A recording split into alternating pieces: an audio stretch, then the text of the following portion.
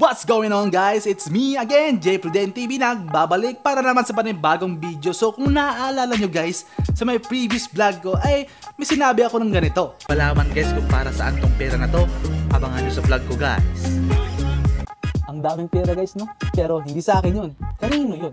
Well, yung pera na yun ay sa uncle ko.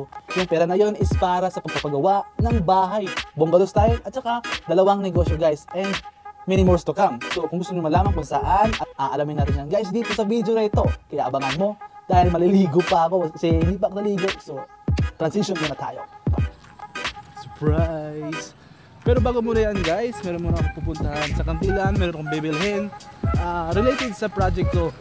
Gagawa kasi ako ng miniature. Ganito kasi yun guys, ito yung rason kung bakit matagal akong hindi nakapag-upload dito sa YouTube. So this is the reason why guys, why I'm so busy from the past few days, weeks, and months. Tinapos ko lang naman yung mga project ko sa major namin. Tsaka ipapakita ko sa inyo yung ginawa kong bahay guys. So as you can see, makikita nyo sa background ko, nandito lahat yung mga plano na pinaggagawa ko noong mga nakarang araw. So kumpleto yan guys, pero FYI lang guys drafting lang ako, hindi ako engineer or architect, under lang ako nila. So as you can see guys, marami akong ginawang plano, dinrawing dito mismo sa laptop ko. Bago ko ito i-finalize, kinakailangan ko pa rin ng advice, recommendation ng mga instructor ko bago ito i-print at i-submit sa kanila. Hindi ako basta-basta nagdo-drawing lang guys So marami akong ginawang plano, ito, first floor and second floor plan, electrical plan, plumbing plan, foundation, floor framing, and many more. So, ipapakita ko rin sa inyo guys kung anong itsura nito kapag itinayo ito mismo sa isang lote. Ito yung 3D niya guys. So, as you can see, ang ganda diba?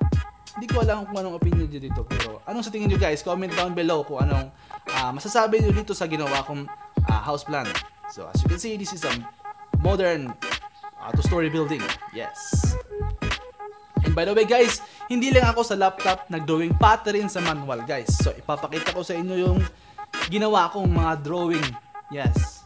Bago ako nag-drawing sa laptop, nag-drawing muna ako sa manual. So tinapos ko yan. Madami yan guys. Madami yan. Ilang araw ko itong pinag-drawing kasi nga kailangan ko mag-focus dito bago ako mag-vlog. Kasi yung vlog makakaintay. Ito hindi kasi nga meron deadline.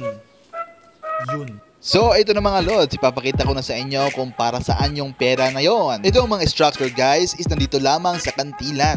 What you're seeing right now is a Tuna Republic of Kantilan. Hindi pa yan tapos pero malapit na yan. Ganito lamang ang magiging itsura nito kapag natapos na. Marami ang putahe, puro tuna, pero klase-klase ito. Merong lumpiang tuna, adobong tuna, kinilo na tuna, at marami pang iba. Honestly guys, kahit nga ako hindi pa nakakapunta sa Tuna Republic ng mga branch nila.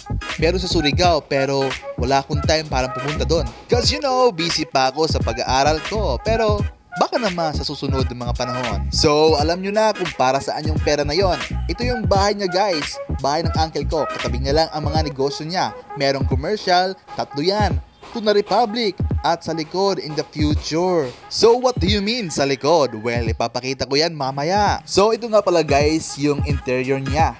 Malapit na guys, tingnan nyo. Right. Kung sa video guys, maliit tingnan, pero pag sa personal, malaki yan. Malawak to. Pwede mo tong lagyan ng dump truck, charot. Kotse lang, mga 5. Right. Okay, ang sunod naman, ang commercial nila. Tatlo yan guys. Malapit na ring matapos. Ito nga pala guys, yung karpentero nito. Ito ang ibig sabihin ko sa inyo guys, meron pang bakanting lote dito na paglalagyan ng negosyo in the future. Malawak ang lupa na binili ng uncle ko. Pwedeng lagyan ng gym. Mga 2 gym siguro. Charot. So ito ang itsura ng lupa sa likod ng bahay ng uncle ko. Diba malawak? Mag-a-update na lang ako sa inyo kapag natapos na ang restaurant. Don't forget to like and subscribe and press the bell button for more updates.